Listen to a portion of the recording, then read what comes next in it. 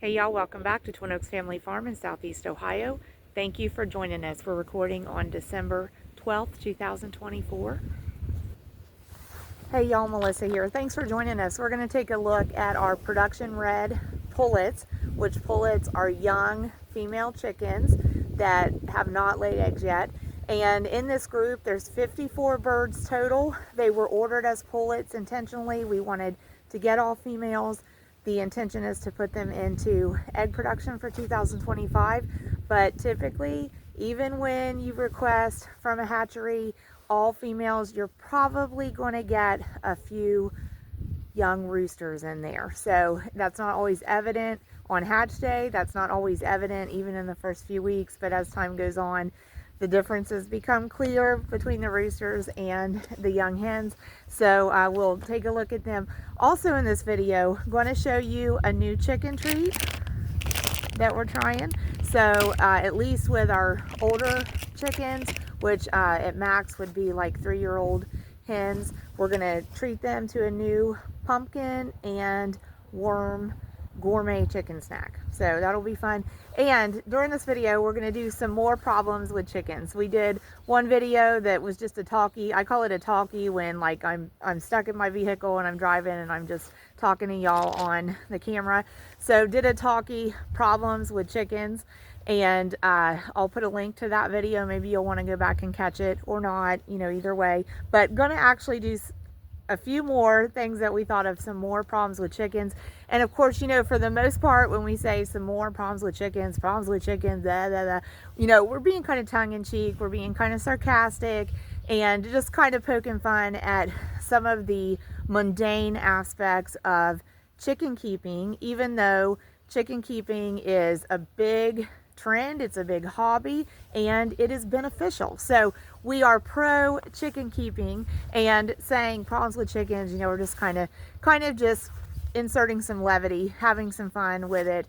But really it is important to take into consideration if we're going to start keeping chickens, or if we're going to continue keeping chickens, there are practical problems that we have to find solutions for when we're keeping chickens, or even any kind of pets or any kind of livestock. So, you know, so that's just a realistic approach to having chickens. So we'll go over a few more things that we thought of, some more problems with chickens. So thanks for joining us. There's a little bit, we got some shadow there, but some close up of the snack that we're going to preview. So we'll get right to it. Thanks for joining us, y'all.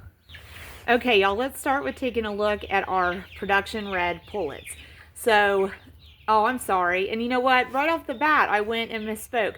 These are pullets. They are Rhode Island reds. That was a slip of the tongue because we have some older hens that are production reds. But there is a connection between the two. The older ones that are production reds, that is a hybrid that is a mix of New Hampshire reds and Rhode Island reds. And what we're looking at here, these real young pullets for the most part, 54 birds here, and most of them are females. These are purebred Rhode Island reds, okay? Now, right there, he's moving away from me. I should have moved my camera faster. So the one standing up with its head up highest there, not looking directly at us, we're just looking at its left eye, his left eye, that's the rooster. So there, the one kind of moving his neck around that looks taller than everybody else. So we know that's a young rooster. Okay, incidentally, I think the correct term for young rooster is cockerel. So that's a young rooster right there. And most of the rest of these are hens. There's actually, well, not hens yet, because a hen would be considered one that's laying. And these are pullets. They're not of laying age. I'll tell you when that'll happen. We'll get to that. These birds are about 7 weeks old. And so what I was fixing to say, so that rooster's moved on to over there. What I was fixing to say was there is actually a second individual in this group that we do believe is a second rooster. Okay, and of the two of them, the one actually that he just sat down over there, of the two of them, the one that we were looking at in the camera has the better conformation. So we actually considered, when we had just identified the one, considered keeping him and maybe trying to separate out also some of the more typey hens when they get older and just having a breeding flock, okay? So now with identifying that there's probably a second young rooster, we'll have to decide, you know, do we want to keep both roosters? Do we want to rehome one? Would we potentially be culling one? And in which case, culling does mean, you know, we would most likely butcher it. In that case, it wouldn't be throwaway. We would try to utilize that either as a stewing chicken or potentially for dog food ingredients. So, but that's kind of the reality of raising chickens, raising livestock. There's a production agriculture side to it, more so, you know, than if our only interaction with keeping animals is as pets. It's really different with livestock in that regard. So that kind of almost leads to like some of the problems with chickens, but we'll get to that. But anyway, so these birds are 7 weeks old. As far as the pullets, we do expect them to be at the point of maturity for egg laying at approximately 20 weeks of age. So that'd be about 5 months. Nice looking individual here, really nice young pullet here. Nice straight toes at the bottom of her legs. Looks like her legs have enough size to them, you know, pretty sturdy. She's filling out really well. She's gaining some size, well feathered. The entire flock is well feathered, okay? So we are utilizing a couple of heat lamps for this group because our temperatures have been cold.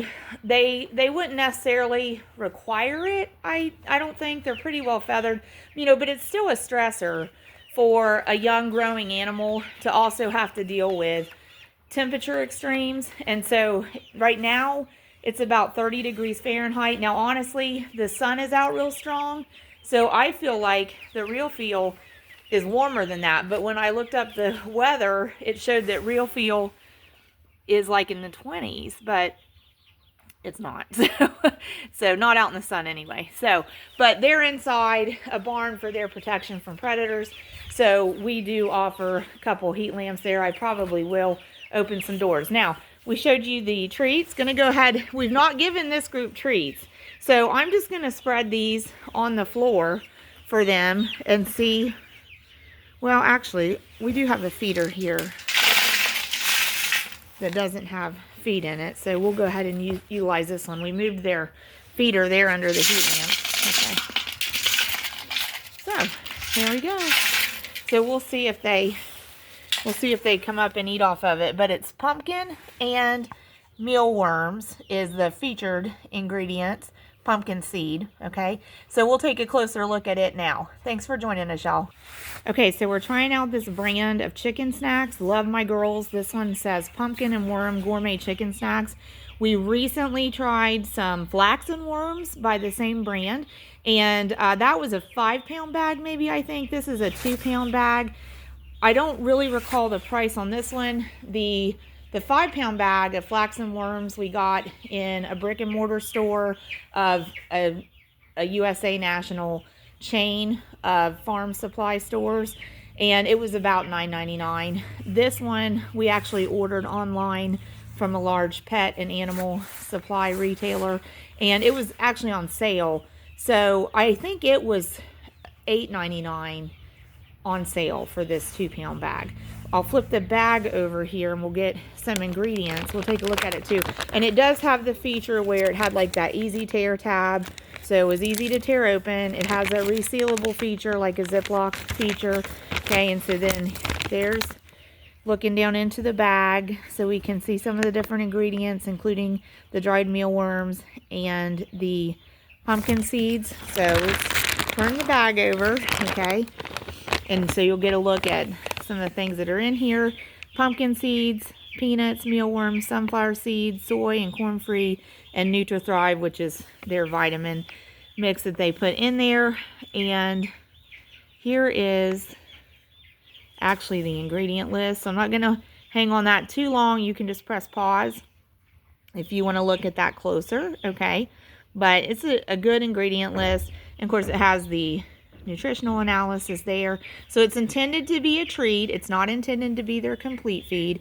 And it said on there, basically, you know, it's appropriate for growing birds and mature birds Not sure where I saw that. Oh, I must have seen it here. Okay.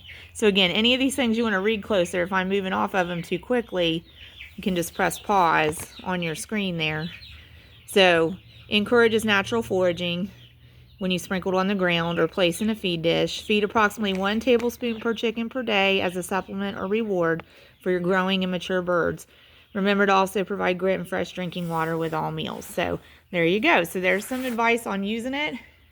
Gonna take a look at the birds in the pen there again. So these are their water up closer to us, and there were some that went over to that feeder to check it out. Now I guarantee you, we give it to the older hens, they're gonna flock to it, is my prediction with them. These birds aren't familiar with treats, so they probably weren't sure what to do at first when they saw it go down.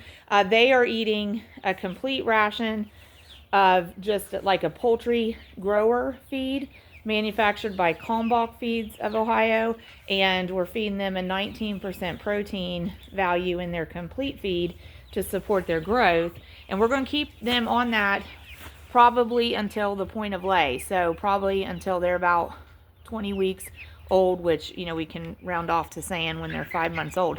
So we'll just watch for them to get to the point of lay, and then we'll switch them over to a layer feed. So we'll go up now and see the hens that are our egg production flocks. Okay, so we went ahead and stepped in here before I started recording again, and I've already taken the sack of treats and put some down in different spots on the floor of the coop for them. I know they're going to clean it up, so I'm not concerned about putting it down on the coop floor. I'm not concerned about it being left and being any kind of additional attractant for any rodents or anything. I feel confident they're going to clean it up. Now, I know we read the directions on feeding it, and it said a tablespoon per bird, and I honestly didn't measure out a tablespoon per bird. I didn't even try to estimate it. We gave the young birds some, and then I gave these birds about half of what I had left in the 2-pound bag, and I'm going to give the rest of it to the other small flock of production birds for us that lay eggs for us. So we'll end up using the entire 2-pound bag here at this one treat session, more or less. I'm not concerned about that because treating the chickens with snacks is not something that we do every day. They're on a daily basis given their complete feed, and they're not given a lot of extra treats, so that ensures that they're getting the nutrition that they need from their complete feed ration that we feed them. And then when they do get something like this, you know, it's really something special for them that they look forward to. So I'm not concerned about, you know, did we feed too much quantity of this? Did we overfeed it? So while we're in here, we can say hello to Morticia and Elvira. You can see, I mean, they definitely like the treats. And so there were the young Rhode Island Reds. They were kind of like, we don't really know what to do with this. And this flock totally got the memo. They totally understand what to do with this. So there's one of the pair, Morticia or Elvira. One there and one there. It'd be cool if they both get together. Those two white ones were leghorns. Here, so the two black feathered hens there, totally black, are Morticia and Elvira, named by our viewer and supporter Tina B here in the USA. And something cool about them, at first we thought maybe we could tell them apart by their names by looking at their legs, because sometimes we can see, you know, that one of them has spurs, but actually both of them have spurs. So that ended up not being a way that we could tell them apart. But we just call them as a pair, Morticia and Elvira, interchangeably. So, but you can see, so that'd be something we'll be mindful of in the future with treating the girls with this treat. They really, really like it. It actually causes some competition amongst them. So it may not be one that we give them actually inside their coop again, and it may be one that I reserve for outside. Not that I have any concern about it escalating any disagreements, but you know, if that's going to be the case, it's not something necessarily that I'm going to do in confinement for them. So we they really like it. So we do have some eggs to get. So there's one. And gosh, I thought I saw another one. Oh yeah, I did. Okay. Actually, there's three. I don't know if y'all can see all of them. We can see the white one and the green one, and tucked in behind and under them is another tan one, cream one, and there's kind of a brown one. So, and I'm looking for Phoebe. We have one hen named Phoebe. Debbie named her from Florida, USA. And you can check out Debbie's channel, Mother Clucker's Chicken Farm. And she named Phoebe for us. Phoebe is a photo bomber, is how she ended up getting attention. And I'm thinking, well, you know what? Phoebe must have ended up in the other hen house. So we won't see her this trip unless, let me check if that's her. No, that's not her. So Phoebe's in the other hen house. Phoebe generally makes herself known. We call her the photo bomber. So anyway, but she must be in the other hen house. So we'll see her over there. And that's where we'll talk about some more problems with chickens to wrap this one up. Thanks for joining us. Thanks for supporting our channel, y'all. Hey, y'all, there's Phoebe. There's Phoebe. Hi, sweetheart. Okay, so this is mostly production reds. So these chickens right here that look like her, those are the production reds. So we saw the Rhode Island reds in the other building, the young ones, and they are one of the purebreds that is part of the mix that makes this production red.